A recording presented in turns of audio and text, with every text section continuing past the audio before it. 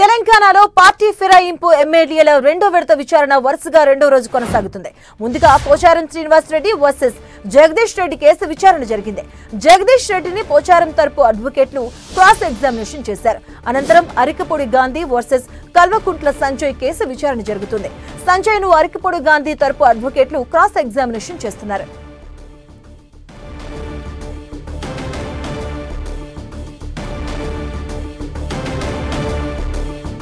తెలంగాణలో పార్టీ ఫిరాయింపు ఎమ్మెల్యేల రెండో విడత విచారణ వరుసగా రెండో రోజు కొనసాగుతూ ఉంది. ముందుగా పోచారం శ్రీనివాస్ రెడ్డి వర్సెస్ జగదీష్ రెడ్డి కేసు విచారణ జరిగింది.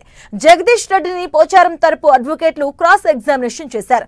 అనంతరం అరికపూడి గాంధీ వర్సెస్ కల్వకుంట్ల సంజయ్ కేసు విచారణ జరుగుతుంది. ఇక సంజయ్ ను అరికపూడి గాంధీ తరపు అడ్వకేట్లు క్రాస్ ఎగ్జామినేషన్ చేస్తున్నారు. ఇదే అంశానికి సంబంధించిన పూర్తి అప్డేట్స్ మా కరెస్పాండెంట్ ప్రతాప్ అందిస్తారు. ప్రతాప్.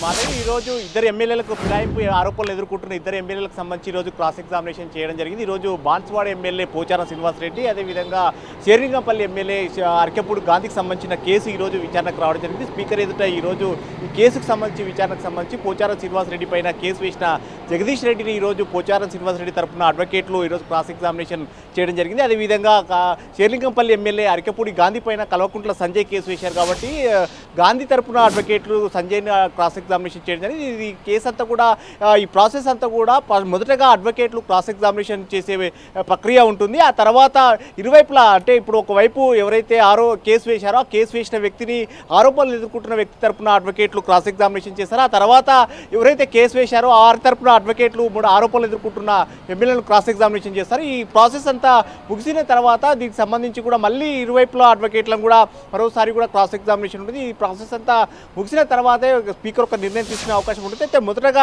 దీనికి సంబంధించి చూసినట్లయితే ఇప్పటివరకు మొత్తం 10 మంది ఎమ్మెల్యేల ఆరోపణలు ఎదుర్కొంటున్నప్పటికీ పూర్తి స్థాయిలో విచారణ కంప్లీట్ అయితే 4 ఎమ్మెల్యేలకు కంప్లీట్ చేయడం జరిగింది. మరో 4 ఎమ్మెల్యేలకు సంబంధించి కూడా నిన్నటి నుంచి ఈ ప్రాసెస్ అంతా కూడా స్టార్ట్ చేయడం జరిగింది. ఆ 4 ఎమ్మెల్యేలకు సంబంధించి నిన్న 2 ఎమ్మెల్యేలు కంప్లీట్ చేసిన నేపథ్యంలో మరో 2 ఎమ్మెల్యేలను కూడా ఈరోజు చేసిన పరిస్థితి. ఆ ఇద్దరిలో ఈరోజు బాన్స్వాడ ఎమ్మెల్యే పోచారం శ్రీనివాస్ రెడ్డి, అదేవిధంగా శేర్లింగంపల్లి ఎమ్మెల్యే అరికపూడి గాంధీకి సంబంధించిన కేసు విచారణలు ఈరోజు జరుగుతున్నాయి. వీరిని ఈరోజు క్రాస్ ఎగ్జామినేషన్ చేసిన తర్వాత నెక్స్ట్ ఫర్దర్గా 12-13 మరోసారి కూడా ఈ క్రాస్ ఎగ్జామినేషన్ ప్రక్రియ జరుగుతుంది. ఏదైతే నిన్న ఈరోజు జరుగుతున్న ప్రక్రియ ఉంటుందో ఇప్పుడు నెక్స్ట్ ఎవరైతే కేసు వేసిన వారి తరపున అడ్వకేట్లు మళ్ళీ ఇప్పుడు ఆరోపణలు ఎదుర్కొంటున్న వారిని నెక్స్ట్ 12-13 కూడా క్రాస్ ఎగ్జామినేషన్ ఉంటుంది. ఈ ప్రక్రియ అంతా ముగిసిన తర్వాత ఇరువైపులో కూడా మళ్ళీ అడ్వకేట్లంతా ఒకరినొకరు క్రాస్ ఎగ్జామినేషన్ చేసిన తర్వాత దీనికి సంబంధించి స్పీకర్ ఒక నిర్ణయం తీసుకునే అవకాశం ఉంటుంది. అయితే ఇప్పటి వరకైతే కేవలం 4 ఎమ్మెల్యేలకు మాత్రమే ఈ ప్రక్రియ అంతా కంప్లీట్ చేయడం జరిగింది కాబట్టి ఇప్పుడు మరో 4 ఎమ్మెల్యేలకు సంబంధించిన ప్రక్రియను స్పీకర్ ముందు పెట్టుకున్నారు. ఈ ప్రక్రియ అంతా ముగిసిన తర్వాత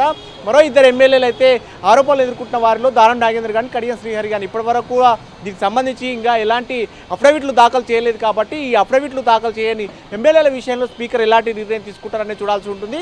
మొదటగా దీనికి సంబంధించి ఈ ప్రక్రియనంతా ముగించేందుకు కూడా స్పీకర్ ఇప్పటికే 8 వారాల గడువును కూడా సుప్రీంకోర్టును కూడా కోవడం జరిగింది. సుప్రీంకోర్టు వాస్తవానికి 3 నెలలలోపు ఈ కంప్లీట్ చేయాలని చేసిన నేపథ్యంలో ఇప్పుడు ఈ గడువు పొడిగించాలని చెప్పేసి ఇప్పటికే సుప్రీంకోర్టు నుంచి కూడా 8 వారాల గడువు కోరిన నేపథ్యంలో ఈ 8 వారాల్లో ఇదంతా కూడా కంప్లీట్ చేస్తారా అనేది కూడా చూడాల్సి ఉంటుంది. Madhavi. Right, thank you Pratap.